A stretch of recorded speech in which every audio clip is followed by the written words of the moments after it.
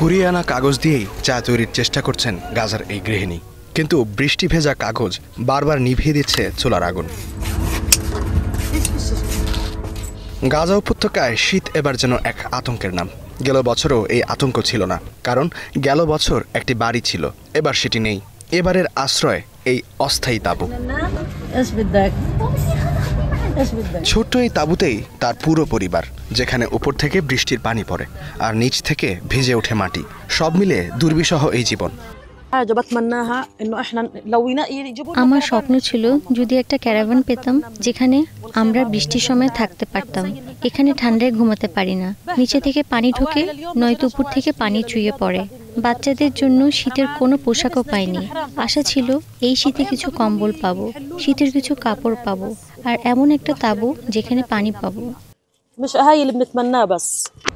অমর্যাদাকর এমন জীবন থেকে কবে মুক্তি পাবেন গাজার মানুষ? সেটি নির্ভর করছে যুদ্ধবিধ্বস্ত এই উপত্যকার পুনর্গঠনের উপর।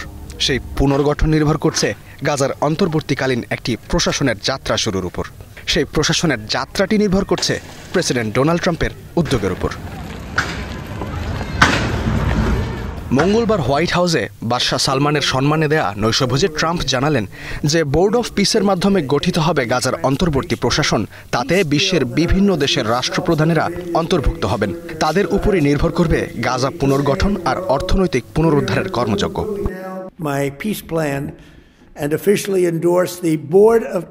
এটি শেষ পর্যন্ত বেশ বড় একটি বোর্ড হয়ে উঠবে।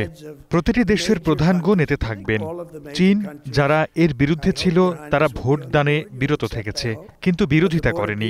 রাশিয়াও ভোট দেয়নি, তাই আমরা এর প্রশংসা করি, কারণ একটিমাত্র না ভোট পড়লে এটা আর পাশ হতো না। আমার জন্য এটা এক বিশাল সম্মান। এখন গাজার মানুষের একটাই অপেক্ষা, কবে এই বোর্ড গঠিত হয়, কবে শুরু হয় গাজা পুনর্গঠনের বিশাল কর্মযজ্ঞ। কারণ পুরো গাজা উপত্যকা এখন ধ্বংসযজ্ঞে পরিণত হয়েছে, যেখানে পুনর্গঠনের কাজ শুরু হলেও শেষ হতে পেরিয়ে যাবে কয়েক বছর।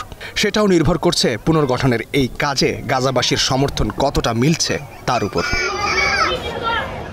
ইস্তিহাদুল মাহমুদ, স্টার নিউজ।